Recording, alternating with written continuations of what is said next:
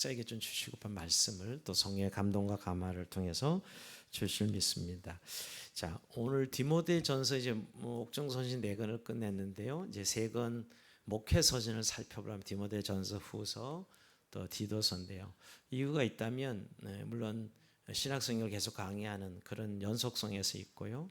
우리가 이제 연말과 연초를 또 맞이하면서 결국 교회, 우리가 주님께서 주신 교회를 어떻게 섬기고 또 어떻게 세워가야 되는가, 또 우리 자신이 교회인데 교회로 우리가 어떻게 성장하고 세워져 갈 것인가가 또 우리가 연말 연시를 보내면서 맞이하면서 아주 중요한 주제라고 생각합니다. 그래서 계속해서 디모데전서, 후서, 디도서 이렇게 목회선을 살펴보려고 합니다.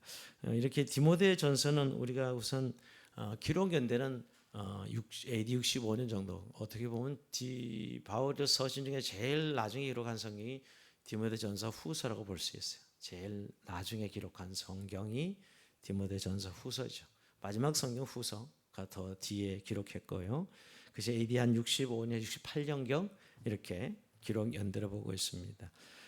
내용을 보면 목회 서신은 교회와 하나님의 양떼를 어떻게 관리하고 인도하고 다룰 것인가, 목회자가 가져야 될 지침들을 말하고 있습니다.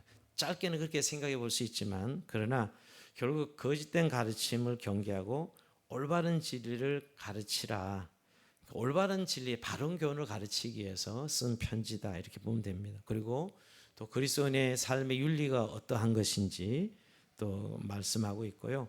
또 더 깊게 들어가면 교회의 어떤 행정 지침이라고 할까요? 장로와 집사의 자격, 이런 것까지 교훈하고 있는 것이 디모데전서입니다.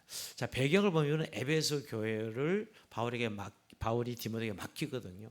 사실 이제 바울이 에베소 교회를 개척을 3년 동안 개척하지 않았어요. 오랫동안, 어떻게 보면 3차 선교 여행은 거의 에베소 교회에서 사역의 시간을 다 보냈던 가언이 아닌데요. 그 에베소 교회를 누구에게 맡기냐면 디모데에게 맡기는 거예요. 그러니까 오늘 이 배경은 에베소 교회입니다. 에베소에 디모데를 맡기면서 쓴 편지가 오늘 이 디모데 전서다라고 생각해 볼 수 있습니다. 개인 서신이죠. 디모데에게 쓴 서신이니까 대부분 교회에게 쓴 편지인데 디모데에게 쓰는 편지라고 생각해 볼 수 있어요. 디모데 전서는 디모데에게, 디도서는 디도에게. 오늘 특별히 디모데는 바울의 믿음의 아들, 오늘도 나오는데요. 믿음의 아들이라고 해요. 디도도 그렇고 믿음의 아들. 어떻게 보면 다음 세대에게 믿음의 바톤 타치를 하는 그런 상황에서 쓴 편지가 디모데전서다라고 볼 수 있습니다. 그래도 불구하고 서신서 양식은 똑같죠. 우선 받는 사람, 쓰는 사람, 인사, 이렇게 1절에 보면 1절, 2절은 수신자가 나오고 발신자가 나오고 그 다음에 인사 내용이 납니다. 먼저 1절 보면 우리 구주 예수, 하나님과 우리의 소망이신 그래서 예수의 명령을 따라 그리스도 예수의 사도된 바울. 자, 사도가 자신이 이 편지를 쓰는 사람은 사도인 것을 밝히고 있죠. 특히 예수의 명령을 따라 이렇게 하나님 뜻으로 말미암아 이렇게 표현하고 있습니다. 하나님이 주신 직분인 것을 강조하죠. 여러분, 내가 맡긴 직분과 직임에 대해서 얼마나 소중하게 생각하는지요.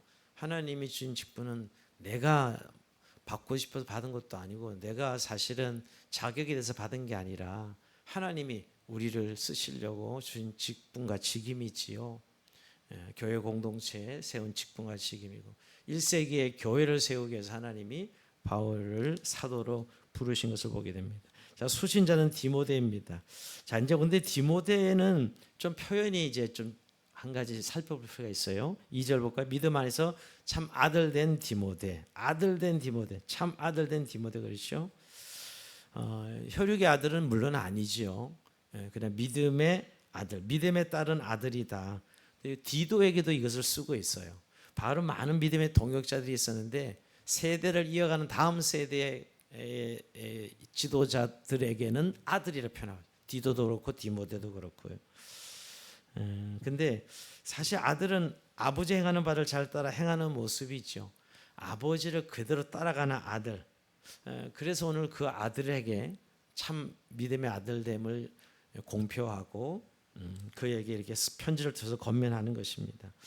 여러분, 저는 우리 자녀들 너무 소중하죠. 자녀들 너무 소중하지 않습니까? 그런데 우리의 자녀가 정말 믿음의 아들, 딸이라고 고백할 수 있을까요? 오늘 바울은 뭐 사실 결혼 안 한 걸로 우리는 알고 있는데 바울이 이 아들이라고 표현한 것은 아버지를 따라 그대로 이 복음의 역사들을 이룰 수 있는 정말 믿음의 참된 자녀인 것을 인정하고 그를 이렇게 세우는 그런 모습입니다. 사실 오늘 디모데를 아들이라고 얘기한 것은 그가 육체적으로 낳은 것은 아니지만 붙었던 믿음 때문이죠.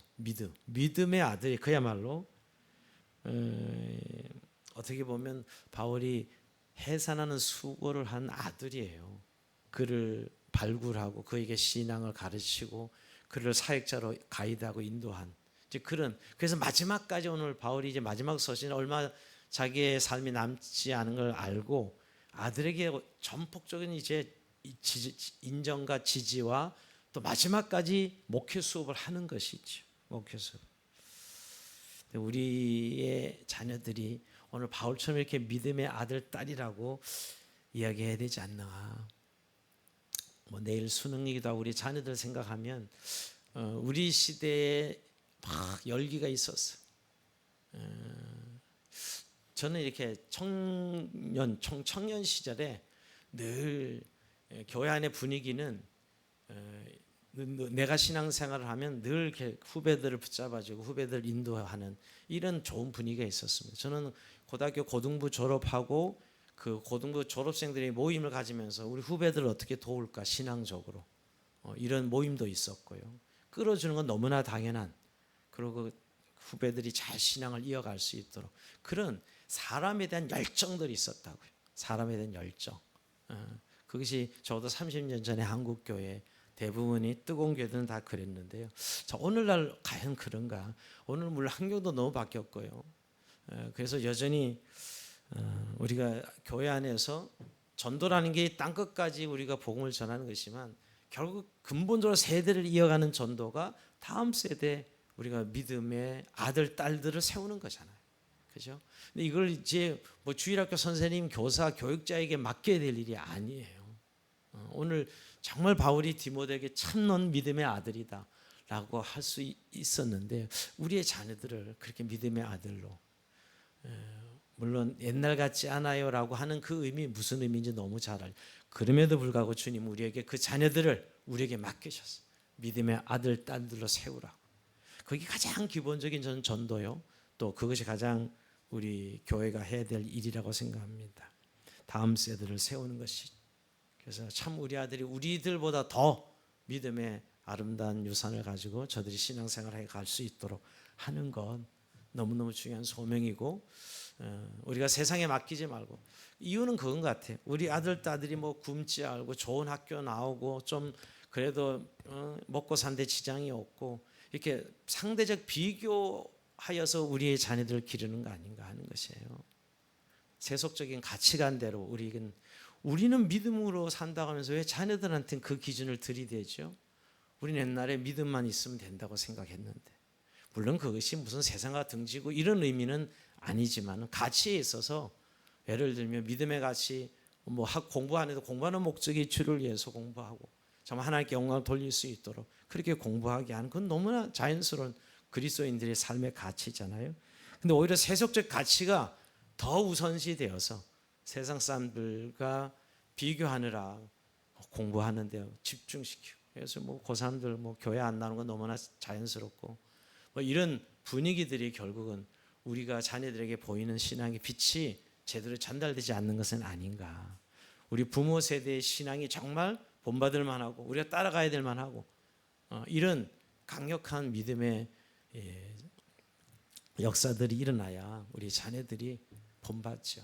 사실 자녀들은 부모의 뒷모습을 보고 따라오는 것이거든요. 우리의 말 때문에 따라오는 게 아니라 그런 관점에서 우리가 다시 한번 참 믿음의 아들 이렇게 표현하는데 너무너무 부럽습니다. 우리가 부러움이 아니라 정말 하나님께서 우리에게 자녀들을 주신 이유가 바로 믿음의 자녀들을 세우라고 주신 것을 기억하고 오늘도 우리 교회가 지금은 다음 세대 이야기 안 하는 교회 한 교회도 없습니다. 중요한 것은 이야기하는 게 아니라 우리 부모 세대 모든 우리의 세대들이 자녀들 신앙교육 또 세대를 이어가는 믿음에 대해서 헌신해야 됩니다. 헌신하고 또 우리가 그렇게 가르쳐야 되고요. 자녀들 세상에 학교에서 가르치는 걸로 만족하면 안 됩니다. 여러분 우리가 믿음의 내용을 학교에서 가르칩니까? 교회와 우리 부모님들이 가르쳐야죠. 꼭 가르쳐야 된다는 것. 오늘 바울이 디모데를 두고 얼마나 노력하고 애썼는가 우리를 알 수 있는 것이죠. 자, 그걸 한번 생각해 보게 되고요. 자, 인사는 보면 또 독특한 게 하나 있었습니다. 인사가 은혜와 평강이 보통 인사가 있죠. 항상 은혜와 평강이 있을지어다. 뭐가 하나 더 들어가죠? 긍휼이 하나 더 들어가. 여기만 그래요. 다 은혜와 평강인데 긍휼이 더 들어갑니다. 이런 긍휼의 의미는 하나님께서 인간의 모든 상황을 지배하시고 한없는 사랑과 위로를 베풀어 주시는 분, 베풀어 주시는 그런 의미가 긍휼입니다. 그래서 늘 죄인들을 고통에서 구원하여 주신 그런 의미, 우리가 은혜는 하나님 값어진 구원의 선물이고 평강은 죄인이 하나님으로 받은 은혜의 결과가 이 평강이잖아요. 근데 좀 더 긍휼은 더 좀 넓은 의미가 있는 거죠. 우리들 고통 가운데서 어려움 가운데 건져주시고 인도하시는 하나님, 왜 그랬을까를 생각해 보면 디모데가 앞으로 직면해야 될 목회 현장이 너무 힘든 거예요. 그 이단들과 싸워야 되고 유대교와 싸워야 되고 이런 어려움을 이미 예상하고 있는 겁니다. 바울도 어려움의 길을 걸어갔지만 이 사명의 길이 디모데는 더 어려움의 길을 걸어갈 거 생각하는 거예요. 우리 자녀들 생각하면 늘 그렇습니다. 우리 자녀들이 맞닥뜨릴 세상 우리보다 더 엄청 어려운 더 힘든 세상이죠. 믿음의 관점에서 보면 정말 긍휼이 필요해요. 하나님 우리의 자녀들에게 긍휼을 베풀어 주시고 그런 의미에서 긍휼이 하나 더 들어갔다 생각합니다. 은혜와 평강 그다음에 긍휼이 들어갔다고 생각합니다. 자, 이제 본격적으로 3절부터는 결국 한마디로 이야기하면 오늘 다른 교훈, 제가 바른 교훈 이렇게 설교 제목을 잡았는데요. 즉 이 진리의 싸움을 싸우라는 거예요. 결국은 어린 디모데를 에베소교에 세우면서 이제 많은 이단과 좀 싸우고 있는데 이단 거짓 교사들이 이미 교회 안에 들어와 있어. 그러니 너는 이 바른 교훈을 제대로 가르치고 제대로 실행하라. 믿음의 진리의 선한 싸움을 싸우라 하는 의미예요. 이제 계속 디모데에서 살펴보면 여러분 그 당시의 배경을 보면 여러분 바울이 항상 전도하면서 뭘 부딪혔죠? 유대교에서 기독교로 넘어가는 단계, 유대교에서 기독교로. 유대인들은 이방인들에게 복음이 넘어가는 걸 원하지 않아 인정도 하지 않았죠. 그러니까 복음이 지금 유대인에서 세계로 모든 족속, 모든 민족에게 주님이 말씀하시도록, 그죠? 누구든지 예수 이름을 부른 자마다 구원을 얻으리라. 이제 더 이상 혈육의 관점이 아니라 이제 복음의 관점에서 전해되는데 유대인들이 항상 장애와 방해예요, 그죠? 유대교에서 기독교로 넘어간 이 싸움이 있었어요. 그래서 유대인들과 이방인들이 어찌 함께 예배를 드릴 수 있나? 늘 이 싸움이 있었죠. 그런 긴장과 싸움. 그 유대인들에게 늘 핍박받고 고난을 받았습니다. 그런 배경이 있었고요. 그리고 이제 그런 단계가 지나서 이제 교회가 세워졌습니다. 어쨌든 교회가 세워졌는데 교회가 세워지고 보니까 그래서 그 유대인의 장애를 뚫고 교회가 세워졌는데 여전히 교회 안에는 세속주의와 금욕주의라는 이 양극단의 거짓 교사들이 있었던 거예요. 물론 이 금욕주의자들은 좀 유대주의, 율법주의의 영향을 받은 자들이고 세속주의는 영지주의라는 이런 세상의 가치, 이 영향을 받은 자들이 교회 안에 있었던 거예요. 그러니까 기독교가 주는 참된 복음의 가치가 정말 자리 잡아야 되는데 금욕주의자들은 율법주의자들은 어떤 그 자기 육체를 쳐서 마치 그것이 신앙의 경지고 또 신앙의 보상을 받는 그런 방법, 이게 이제 금욕주의인데 기독교는 금욕주의가 아닙니다. 좀 도움은 될지 몰라요 신앙에. 근데 기독교를 금욕주의라고 말씀하신 적이 없어요. 오히려 기독교는 성령 안에 희락과 기쁨을 이야기합니다. 하나님 나라는. 물론 우리가 때때로 금욕이 좀 필요할 때는 있죠. 근데 금욕주의는 아니에요. 이런 교사들이 계속 있었어요. 그리고 또 하나는 세속주의입니다. 세상의 가치의 기준을 가지고 육체는 워낙 악하기 때문에 우리가 육체적으로 막 방임하고 살아가는 즐거움과 쾌락을 찾는 것, 이런 세속주의가 교회 안에 들어와 있었던 것이죠. 그래서 이 바른 교훈을 통해서, 바른 복음을 통해서 성결하고 거룩하게 살아가는 하나님 백성의 삶에 대해서 가르쳐야 될 그런 관점에서 오늘 바른 교훈을 이야기하고 있는 것이지요. 자, 우리 3절 4절 한번 읽어봅니다. 시작. 내가 마게도냐 갈 때 너를 권하여 에베소에 머물라 한 것은 어떤 사람들을 명하여 다른 교훈을 가르치지 말며 신하와 끝없는 족보에 몰두하지 말게 하라 함이라. 이런 것은 믿음 안에 있는 하나님의 경륜을 이름보다 도리어 변론을 내는 것이라. 아멘. 그래서 다른 교이라는 단어이 주작입니다. 이 다른 교, 여기 바로 이제 그 당시에 교회 안에 들어온 거짓 교사 이단 사상인데요. 처음에 권하여, 처음에 너를 권한다. 처음에 아주 부드럽게 권한다고 너를 권하여 하는 표현이 있고, 그 다음에는 명령하죠. 사람들을 명하여, 아주 단호하게. 처음엔 부드러운 권유지만 명하여 절대 다른 복음을 가르치지 못하게 하라, 이렇게 이야기하고 있는 것이죠. 여러분, 교회는 복음이라는 분명한 일관된 구약과 신약의 진리가 있었어요. 그런데 이 진리에 어긋난 다른 교훈을 가르치는 자들이 있었다는 것이죠, 교회 안에. 여러분, 우리가 이제 이런 부분이 이제 신학을 한 교육자들은 이제 이런 부분에 굉장히 공부를 많이 하는데, 성도님들은 그냥 늘 교회 안에 한 교회 경험하고 또 성경 공부하다 보면 이런 의미, 뭐 그냥 자연스럽게 받아들이는데 보니까 이단교회야, 뭐 이렇게 이야기하는 분들도 있거든요. 그냥 찾아가는데 보니까 이단교회야. 여러분, 일관된 신학과 구약의 일관성이 있는 진리의 교훈을 가르치지 않은 교회가 있다고요. 지금도 물론 많죠. 이단교회가 다 그런 건지. 얼마나 이단이 많습니까, 여러분? 그러니까 그 당시에도 오늘 이렇게 바울이 세운 교회의 기초는 예수 그리스도고, 사도를 세워서 바른 진리에 서게 했는데 그 교회를 흔드는 거짓 교사들이 들어와 있는 것이죠. 그게 바로 다른 교훈이라고 표현합니다. 지금은 하면 이단 사상이죠. 근데 그들이 뭘 가르치냐? 그런데 뭘 가르치냐 하면 신화와 끝없는 족보예요. 한마디로 그 다른 교훈을 좀 바울이 뭐라고 표현했냐면 4절에 이 신화와 끝없는 족보. 여러분, 이 당시 1세기는 헬라권, 헬레니즘, 헬라권 시대, 헬라어. 그러니까 이 그리스 신화 알죠, 여러분? 예전에 우리가 학교 다닐 때 그리스 신화 많이 읽지 않았습니까? 이 신화가 사람들의 흥미를 유발시키고 이것을 그냥 교회 안에 그대로 가져서 성경을 왜곡시키는 그런 거짓 교사들이 있었습니다. 여러분, 그리스 신화의 신은 인간과 신의 중간 형태가 막 나타나죠, 그죠? 인간과 신이 같이 결혼하기도 살기도 하고. 그리스 신화는 그렇잖아요, 여러분. 그러니까 그런 이 사상들이 교회 안에 너무너무 많이 들어온 것이죠. 그런 시선으로, 그런 사고 방식으로 사람들이 흥미를 유발시키면서 바른 진리의 복음은 사라지고 그런 이 신화나 족보가 들어와 있는 거예요. 족보는 뭘까요? 유대인들이 이 족보 싸움 하거든요. 우리는 아브라함 우선해가지고 아브라함 이상 야곱 해가지고 쭉 족보 얼마나 중요하게 생각합니까? 그러니까 이 유대주의의 영향을 받은 자들은 족보를 가르칩니다. 그러니까 이런 신화와 족보란 것이 그 당시에 굉장히 독특하고 어떤 새로운 것으로 느껴져서 복음의 진리는 안 받아들이고 그런 독특하고 특별한 진리를 받아들이죠. 여러분, 이단들 가보면 꼭 뭐 특별한 거 있어요, 그죠? 이번에도 여러분 대구에서 신천지가 10만 명 수료했어요, 그죠? 성경 그 신학원에. 와, 대단하긴 해요. 그 10만 명 때문에 뭐 버스가 뭐 2,500대가 동원이 되고 또 뭐 그 교주는 막 헬기 타고 입장하더라고, 헬기 타고. 뉴스에 나오는 거 보면서 야, 그리고 그 조직이 얼마나 잘 할 수 있어, 그렇게 할 수 있을까 좀 감탄은 해요.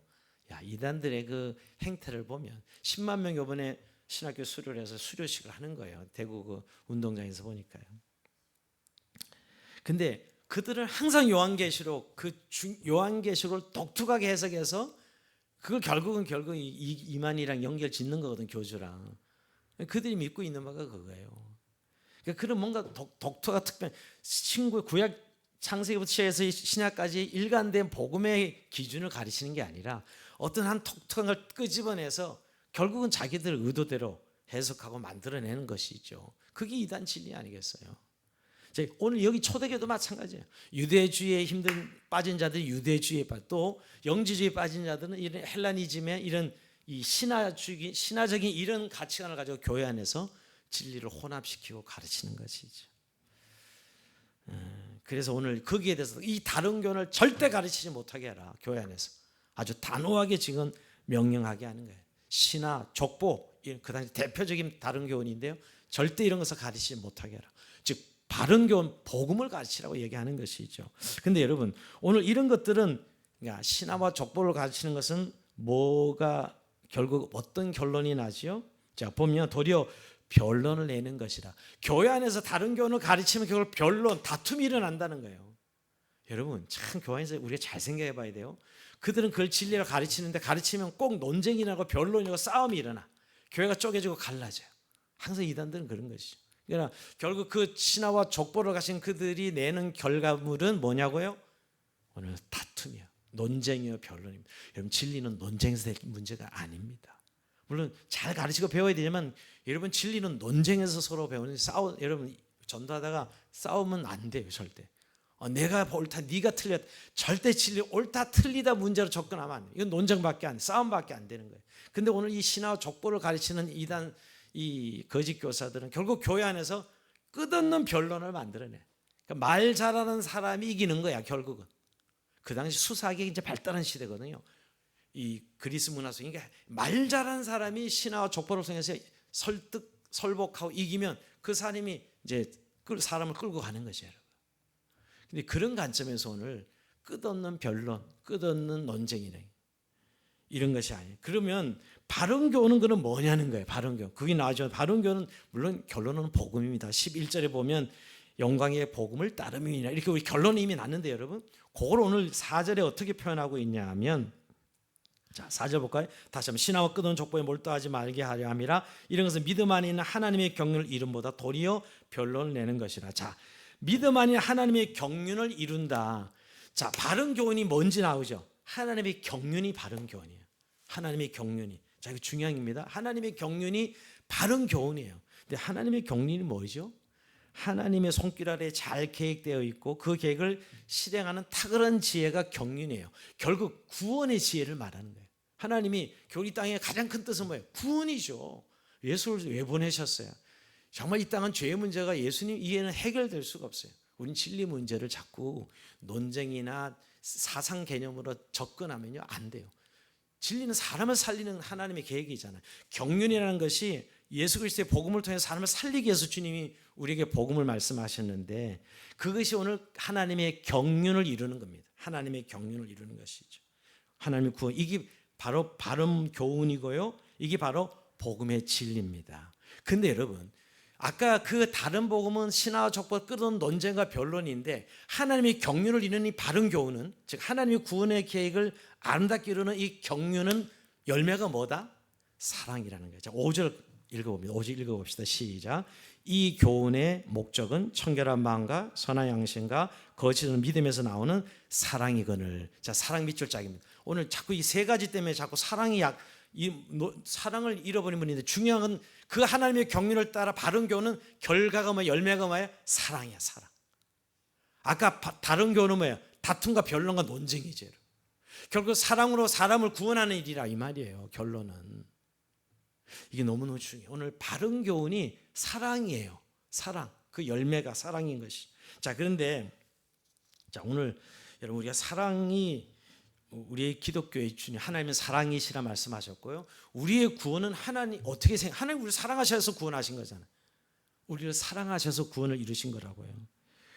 그래서 여러분, 우리가 이 결국 복음이, 하나님의 사랑이 실현되는 것이 복음이거든요.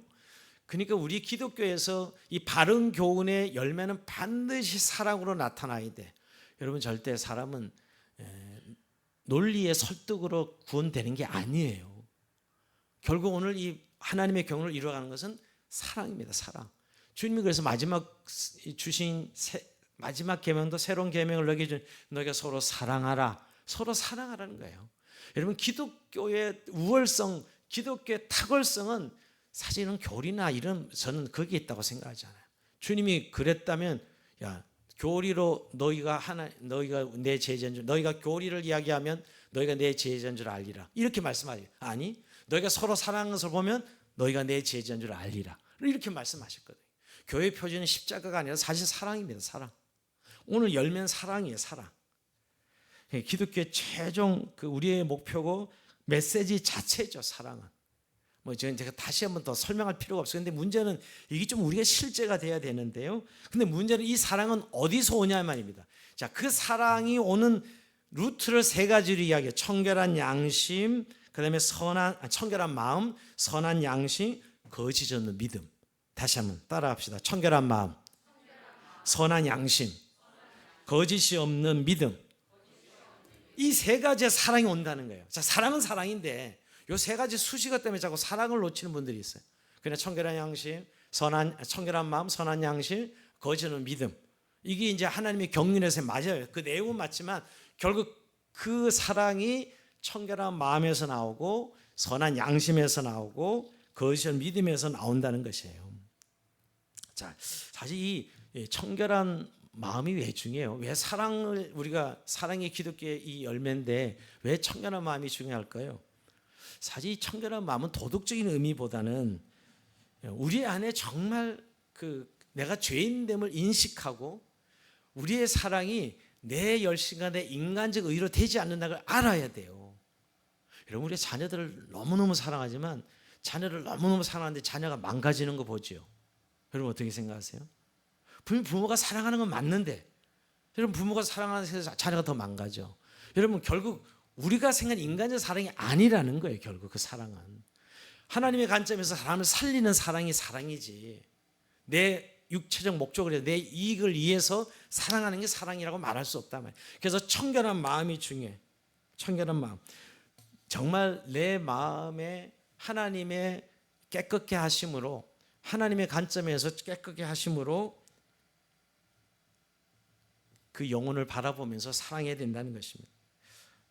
한마디로 청결한 마음은 예수의 피로 정결케 함을 받은 마음, 이 마음이 청결한 마음이에요. 예수의 피로 정결하게 함 받은 마음, 이 마음으로 영혼을 사랑할 수 있어야 돼요. 여러분 우리가 굉장히 사랑한다면서 굉장히 정욕적이고 육체적인 거 아시죠? 그게 어쩔 때는 헷갈리는 분들도 있더라고요. 내가 이렇게 사랑하는데 아니에요. 사실 돌아보면 자기 욕심이에요. 돌아보면 자기 욕정이에요. 말만 오히려 그 자기 목적을 이루기 위해서 입으로 사랑이라고 말할 때가 너무 많습니다. 그렇게 행동도 사랑 같지만 동기가 잘못되어 있어요. 즉 청결한 마음이 그래서 중요해요. 청결한 마음에서 사랑이 나와야 된다. 자, 두 번째는 선한 양심인데요. 양심은 양심인데 선한 양심이 중요해요. 여러분 우리가 양심적으로 일한다 하지만 양심이 그냥 일반적인 양심일 수 있지요. 선한 양심이에요. 즉 기준이 하나님 기준이 양심이에요. 우리도 양심을 이야기해도 부패한 양심, 하인 맞은 양심도 있거든요. 이런 것이죠. 뭐 세상 사람이 다 그렇게 하면 그 기준처럼 이야기하는 분들 많아요. 세상에 다 그래. 요즘 제일 어려운 게 우리가 이렇게 합시다 그럴 때 왜 그래야 되죠? 세상이 다 그런다는 거예요. 정말 그게 기준인 거예요? 아니잖아요.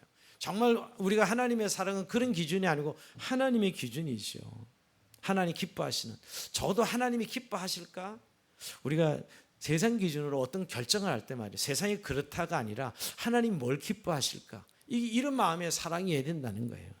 또 하나 여러분 그 거짓이 없는 믿음을 한마디로 얘기하면 가면을 쓰지 않는 믿음이에요. 가면을 쓰지 않는 믿음. 여러분 오늘 우리가 예수님 믿고 은혜 받고 이 정말 기쁜 얼굴, 감사한 마음으로 그대로 살아가야 되는데 딴 장소에 가서는 가면을 딱 써버리죠. 장사하는 얼굴을 싹 돌린다든지 뭐 자기 나름대로 다 얼굴을 가면을 쓰는 거예요. 그래서 거짓이 없는 믿음, 가면을 쓰지 않는 믿음을 말합니다. 즉 가면을 쓰지 말고 대하는 것이죠. 자, 이런 이 세 가지에서 나오는 사랑이거늘라고 말하는 거예요. 사랑. 이게 열매라는 게 이렇게. 바른 교훈을 가르치면 이런 세 가지를 통해 나오는 사랑이다라고 표현하고 있는 것이죠. 여러분, 우리가 다시 한번 좀 오늘 그 바른 교훈의 열매가 사랑이라는 것에 대해서 우리의 사랑을 좀 돌아봐야 돼. 청결한 마음, 선한 양심, 거짓이 없는 믿음, 우리 자녀를 사랑하고 남편을 사랑하고 정말 이웃을 사랑하는 마음 가운데 정말 이런 주님의 기준의 사랑을 내가 드러내고 있는가? 열심히 사랑한다는데 자꾸 이런 것이 안 드러난다면 우리의 사랑에 이 세 가지 중에 뭔가 결핍이 되어 있는 것이죠. 가면을 쓴다든지 아니면 거짓을 말한다든지 하는 것이죠. 자, 그런 의미에서 오늘 이 진리의 선한 싸움을 싸우는 내용은 다른 교훈을 가르치지 말고 이 바른 교훈, 하나님 경륜을 이루는 사랑이다라고 말씀하고 있는 거예요. 이 진리의 싸움을 하라는 것이죠. 자, 근데 한 가지 이제 더 넘어가 6절 7절에 그러면서 그 다른 교훈을 가르치는 거짓 교사들, 그런 자들이 어떤 자들인가 말하고 있습니다. 6절 7절 같이 읽어봅니다. 시작. 사람들이 이에서 벗어나 헛된 말에 빠져 율법의 선생이 되려 하나 자기가 말하는 것이나 자기 학정하는 것도 깨닫지 못하는도다. 다른 교훈을 거짓 교사들이 이런 상태라는 거예요. 다른 교훈을 가르치는 자들이 안다는 이 뭐예요? 거짓 교사들은 이런 거죠, 여러분. 요즘 말로 바꿀까요? 그냥 편하고 쉬운 거, 세상에 말하는 거, 그게 다 좋은 거야. 그게 복 받는 거야. 라고 가르치는 거예요. 요새 번영복음 가르치듯이 말이에요. 번성복음을 가르치듯이. 다 편하고 쉽고 예수 믿으면 다 잘 돼. 뭐 이런 식의 복음이죠, 여러분. 이 당시 지금 영지주의자들이나 거짓 아까 세속주의나 금욕주의자들이 그렇게 가르친 거거든요. 그러니까 그들도 뭐 자기도 깨닫지 못하면서 그 짓을 하고 있다는 거예요. 자기도 깨닫지도 못하면서.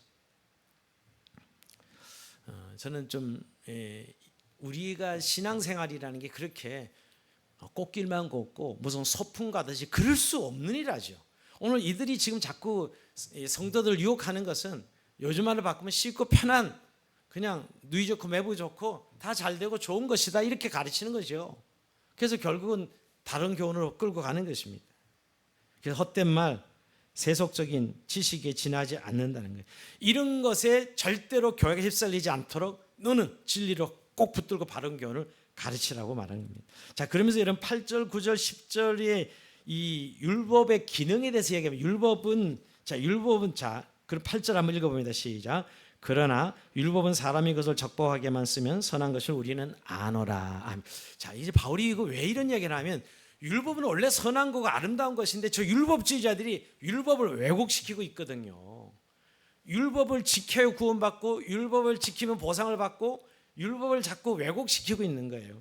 그래서 율법이 선하게 쓰면 적법하게 쓰면 그건 좋은 것이다. 선한 것이다. 하지만 지금 이 교회 안에 들어온 거짓 교사는 지금 그렇게 쓰고 있는 게 아니야. 오히려 어떻게 쓰고 있죠? 비난하고 정죄. 자기는 옳고 남을 공격하고 비난하는데 율법을 사용하고 있어요. 여러분, 우리가 좋게 조심할 것은 우리가 진리를 가지면 자꾸 나는 옳다고 생각하고 다른 사람이 틀렸다고 공격하는 성향들이에요.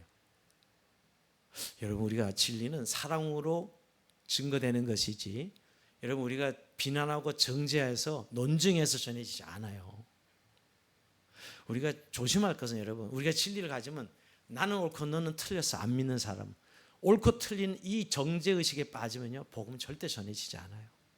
오늘 이 율법주의자들이 지금 들어와서 뭘 일삼고 있냐면 바로 이 복음을 가르치는 게 아니라 복음은 그리스도 안의 사랑이잖아요. 오히려 자기 율법의 기준으로 사람을 정죄하고 비난하는 일을 하고 있는 거예요. 그래서 오늘 이 율법이 원래 선한 것인데 좋은 것인데 라고 하고 있는 것이죠. 그래서 율법의 내용이 쭉 나오죠. 오늘 십계명 안에 들어가 있는 내용들이 쭉 나옵니다. 근데 우리는 그런 율법을 따르는 것이 아니라 복음을 따라가는 자들이다 라고 11절에 결론을 내리는 것입니다. 여러분 율법이 하나님의 마음을 그대로 드러내는 거예요. 율법은 좋은 것이에요.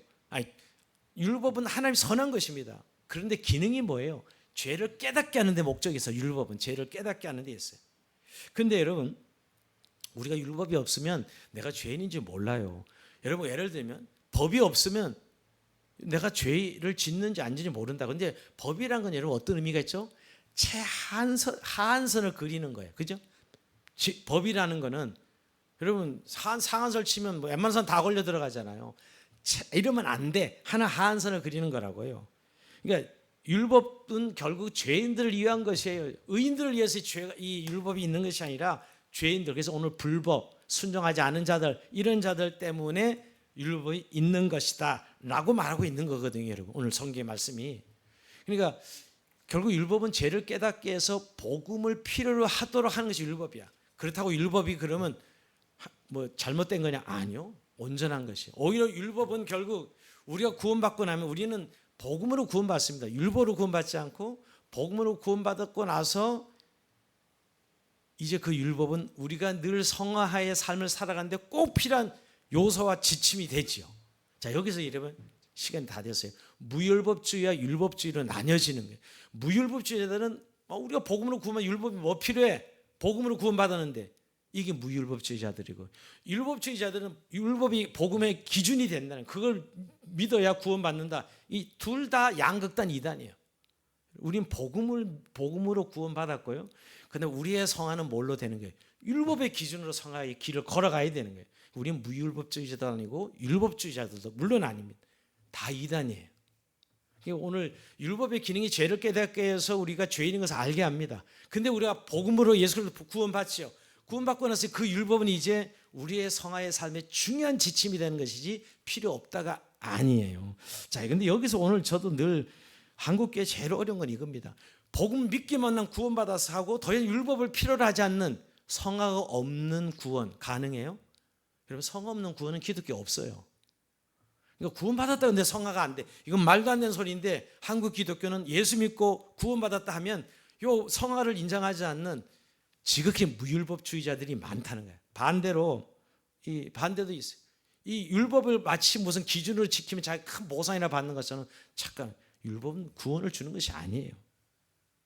그러니까 여러분, 우리가 구원 받았으면 당연히 성화의 길을 걷게 되는데 그런 관점에서 우리가 복음으로 구원받고 율법으로 우리의 성화가 이루어지는 과정을 걷게 되죠. 성화가 없는 구원은 없습니다. 물론 우리가 율법이 우리를 구원하지 못하는 것에 대해서 우리와 관계가 없으면 맞지만, 자, 예수 그리스도께서 우리를 십자가에서 우리를 대속하셔서 더 이상 율법은 더 이상 우리를 정죄하지 못합니다. 그렇지만 여전히 율법을 통해서 하나님의 마음을 알려주시고 그 마음을 따라 살아가기를 원하세요.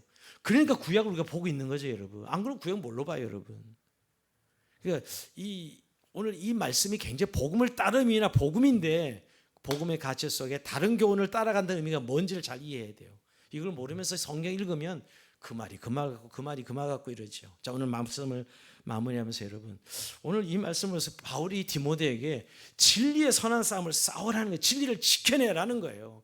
왜 이단들이 저렇게 들어서 득세하고 교회를 흔들고 있느냐는 것이죠. 여러분, 근데 오늘날 우리 한국교회는 어떤 것 같습니까? 저는 여러 가지 세속주의가 한국교회를 무너뜨린다, 지금 이런 진단을 내려요. 교회가 왜 이렇게 되냐? 세속 물길이 너무 많이 들어온다.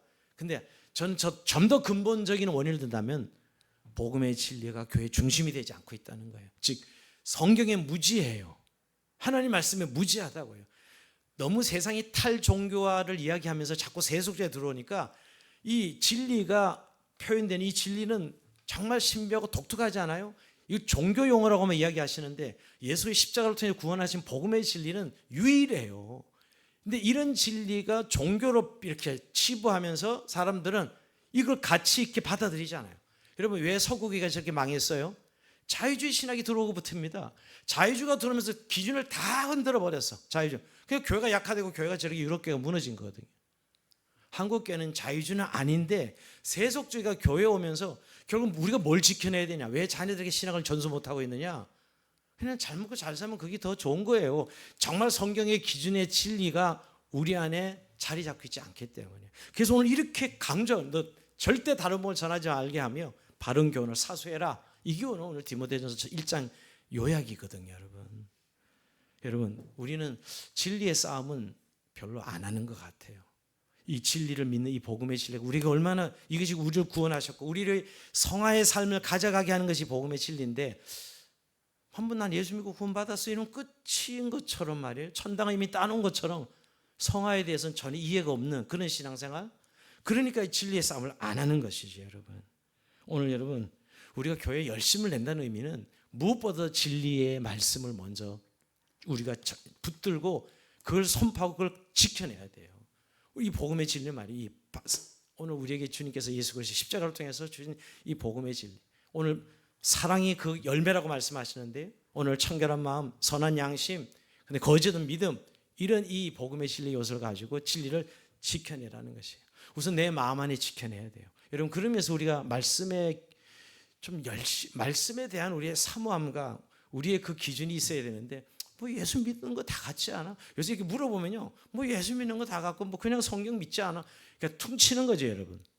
그 내용이 복음으로 정말 믿고 따르고 매일 말씀의 지침을 따라 성화의 길을 걷고 있는 진리의 싸움을 하는 성도가 많지 않다는 거예요. 다시 한번 이 밤에 주님, 오늘 말씀의 복음의 질 우리를 무장시켜 주시고 이걸 지켜내고 싸울 수 있는 우리 모두 되기를 기도하는 저희 여러분 삶이 되기를 주의 이름으로 축원드립니다. 자, 우리 찬송하면서 주님 앞에 기도하시고 나갑시다.